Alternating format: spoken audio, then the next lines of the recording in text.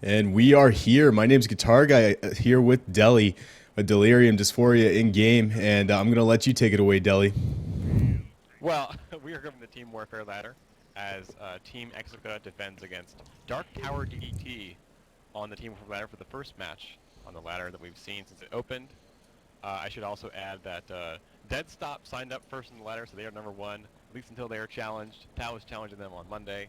But this is the first inaugural match for the ladder that I have seen come around. CSN, the Cyber Sports Network tournament, is finishing off tomorrow, I think. But this is another fun thing going on that we're going to try and cover. Guitar Guy is my co-pilot today. And we were talking before the break about Team Exica has a lot of good players. Two players from the famous Team Rapture and from Tribes 2. And we are about 90 seconds out from starting this. But Team DDT also has some players who've seen Tribes before. They played Tribes 1 and 2 as a group. They have people from other modern shooters like, the Call of Duty Battlefield series. A lot of the players we've seen come through Tribes Ascent have come from those modern shooters and are introduced a totally new way of playing. I know Zobergenstein was saying how amazing Tribes is to him from coming from that world. But I suspect, as you were saying, that Team Mexico is going to be on top here because they have those strong players like Miss Kane, Australis, Chambers, Wu. And it is 7 versus 7, so player skill does matter a whole lot in these small team sizes. But the rules are different. I want to talk about these rules. The strike price is enormous. With team pooled credits, the strike price had to be set at 36,000 to count up for the fact that the credits are all coming together. So you can buy for your teammate, but it's going to cost just as much, to account for all that money you're pulling together. And the other thing that's contentious right now is that whiteout grenades are allowed in this league. There's a thread about it, talking about that. If you feel strong about that, TeamWarfare.com has a thread about banning whiteouts in this league, but they are currently allowed. The only thing banned is the smoke grenades and Jackal for the infiltrator, and then the plasma gun for the raider. Everything else is pretty much par for the course. What do you think you want to see out of these teams for Crossfire? Man, well, as far as Team Exica, I see probably a lot of Raider offense coming. That's what they ran when they were playing against Dead Stop. But we'll have to see, waiting for these guys to go through and do. And just want to thank everyone in the chat. Deli, you were a little quiet. I forgot to change some settings, so they saved our butts there. So you're sounding good now.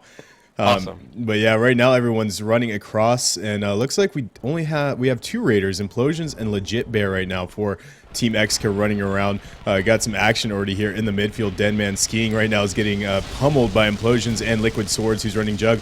And we do have a pickup here by DDT Epic, but he's going to go down immediately, and the flag over here for Exica is going to be put into a very defendable position. I love funny names in this game. I got to point out Deadman Skiing. That's a great Tribes name for a Tribes player. That's on the DDT side. DDT is in red, and Chambers' team, which is Team Exica, is in blue. Chambers, of course, being Sentinel for that team. You saw him get an early kill in the midfield as Evans went offense clear, went to the mid. And there's another kill on a flag carrier. They're trying to front grab. I'm not sure I feel good about that. There are turrets up. There's deployed turrets also down from blue KFC. Front grabbing probably not the best way to handle this. They probably want to clear the standoff a little more thoroughly before they try and get that flag off. Yeah, and actually right now I'm over here on DDT's side, and they seem to have a very good idea of what this map is about. They have turrets deployed in very good positions. They are running a Doombringer. The Doombringer is actually running with a bolt launcher, the heavy bolt launcher, and also had a shield set up in the back, but Jesus Condon coming in right now just for back to front. Gonna make it out clean after that nice clear comes in from Exica, and he looks like he's gonna make it home with this.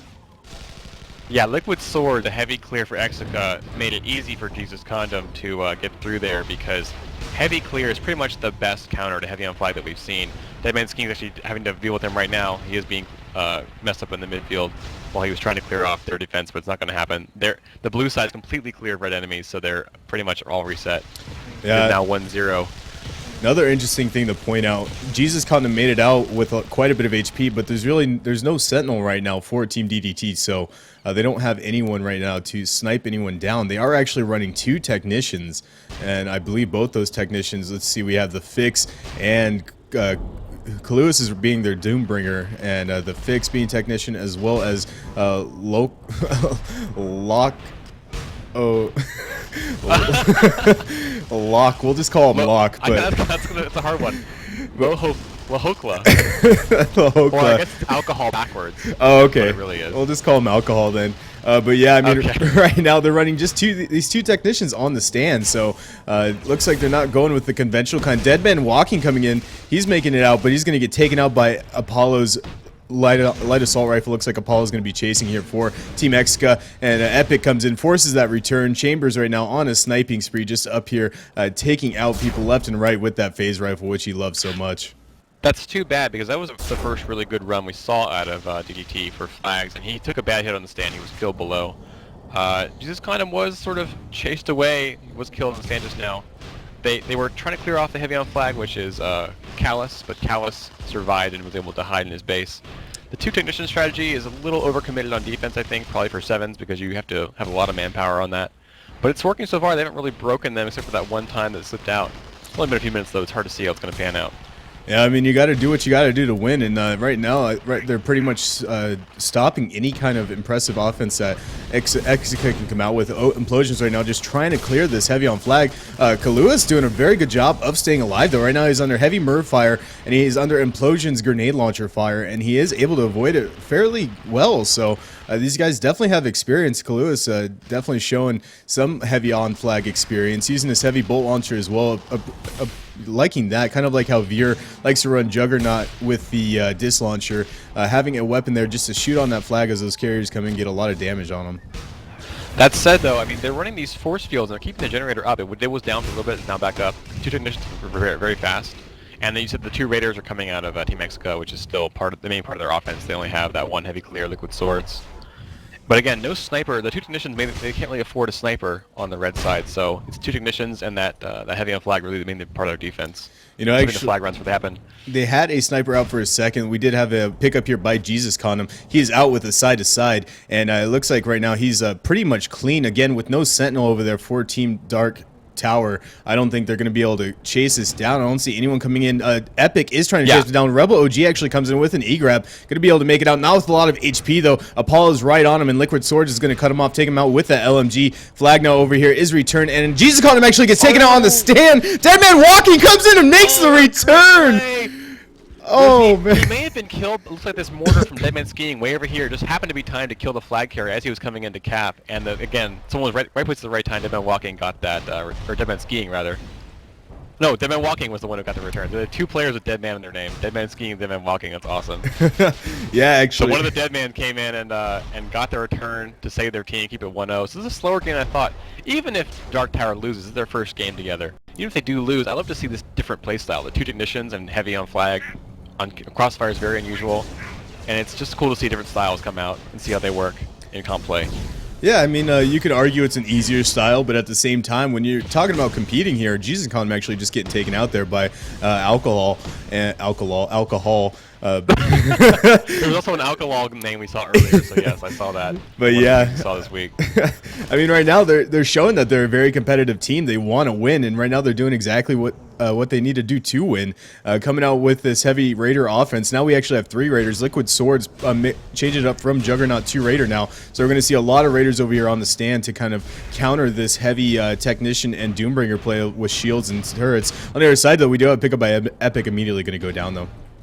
Pick up and drop on the red flag also. And you mentioned that Team Exica played against Deadstop in the CSN tournament this past weekend, and we're playing.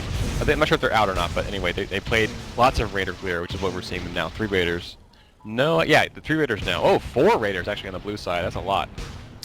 Yeah, that's quite insane, actually. They do have an Team Dark Tower right now is doing a good job of keeping their turrets up, too. Obviously, running those 2 technicians, it's a pretty solid part of their play to keep those turrets up to support them, and that front turret very, very strong. Jesus Condom right now is setting up for back to front, but Doombringer shields are right now looking like they're going to prevent him, maybe setting up some kind of time generator takedown. No, Implosion's actually going to come in, take it out perfectly, and Jesus Condom going to make it out. Nice play there from Team Exica, coming out with a very well-coordinated attack. Jesus Condom makes it out clean with the back to front without any sentinel. He should be able to make this just fine as long as there's no mortar to take him out this time, and he makes it, making it 2-0 now in favor of Exica. That was slick because I was watching the flag right when it happened, and he just slipped right by Callus, the heavy on flag. He just knocked him out of the way and went by with completely unscathed. Yeah, It was a very pinpoint attack there by Exica. very much so. Implosion's coming in there with just perfect time on killing 2 Doombringer shields, I think. So impressive play there from them, setting that up perfectly, not giving any breathing room for Dark Tower. So very well, just kind of a slow, methodical game coming out right now from the Team Exica, actually side to side now from Jesus Condom. Jesus Condom going to take a lot of damage from those turrets, so pretty much all turret damage on him right now. He's down to about a quarter HP, but again, with no Sentinel, he's out to the midfield. He should be able to make this home. Don't see anyone over here for Dark Tower. Epic is coming in, but he will not be able to beat Jesus Condom, and Chambers is already on him and takes him down, so Chambers is now a marksman. Just let's look at the kills here. He's got 24 kills right now, and I think just 1 death, so yeah, 24 kills for a Sentinel, and the top kills that we have on Team Dark Tower is 4 from Alcohol and the Fix. They're getting a little frustrated and desperate. You saw a front grab right there was picked up and dropped right away on the blue side, so they're probably need to settle down and pick up a new plan because the 2 technicians not working for them quite yet. I mean, I agree with you completely. The Sentinel would have really stopped a lot of those flag carriers who were, sniper bait when they were away. They're focusing a whole lot, and Jesus Condom is away again. They're focusing a whole lot stopping him from getting away in the first place, and once he gets out, they have no way to chase him. Their offense is not quite in gear to really take on the enemy blue side flag. Yeah, I mean, Jesus Condom following him right now. He was out with the side-to-side, pretty much full HP right now. Rebel and Deadman Skeen trying to take him out. Not going to happen, though. That Merv is going to miss. That is going to make it 4-0 here. 16 minutes, 5 seconds remaining in the map. And as far as to what you were saying as well, when it comes to strategy, you can't stick with the same strategy throughout the entire game. The other team is going to figure out a way to beat it. And that's pretty much what Exica did. They played it slow at first, and they found out what they needed to do, and now they're just going through and running away with the game right now. You're completely right. I mean, I always talk about the adjustment is required for this game. You come with a strategy, but it may not work. He may figure you out. They may change their strategy. Be very adaptable in order to win this game. Jesus Condom now coming in with a front to back, just messing with those defensive timings, mixing it up, and he makes it out, not with a lot of HP though, half HP running very slow. There was a motion sensor mine down there. Sorry, I forgot to transmit to you. There was a motion sensor mine there, and he did take some damage from that, but he's pretty much out. Epic is over there for Team DDT. I don't think he's going to be able to make an E-grab as Chambers and Apollo over there. Deadman walking now coming in, trying to keep his flag alive in the field. He's going to actually get hit by Chambers, what are those, Claymores, and die, and Jesus kind of make the cap out 5-0. So yeah, Exica just coming in, just feeling out the team very well. Good strategy there from Exica coming out. I mean, they were a little stymied at first to handle all those turrets and the 2 force field, but once they got their groove, they were really able to shut them down. 10-minute 5-0 cap out. And the next map is Arx Novena, which will be on shortly. What was I going to say? Something about I think one of the reasons that they might have opted for the 2 technicians is because you can upgrade turrets in the TWL rule set. You could not upgrade them in the unified rule set, which is the CSN and NASL rule set for the most part. But you can upgrade to Mark IV turrets, which is a big reason they might have wanted to try that out, see if it worked. Those are really deadly turrets at that rating. Yeah, especially on this map, that front turret just is so brutal. But Chambers making it with 31 kills this map, so doing work there for Team Exica. Yeah, pretty much. In some places they were really outkilled, outdueled. There was not a whole lot of other red guys on the blue side defense, so mainly all the action was on the DDT side. So this is Arx Novena. Well, a long countdown. More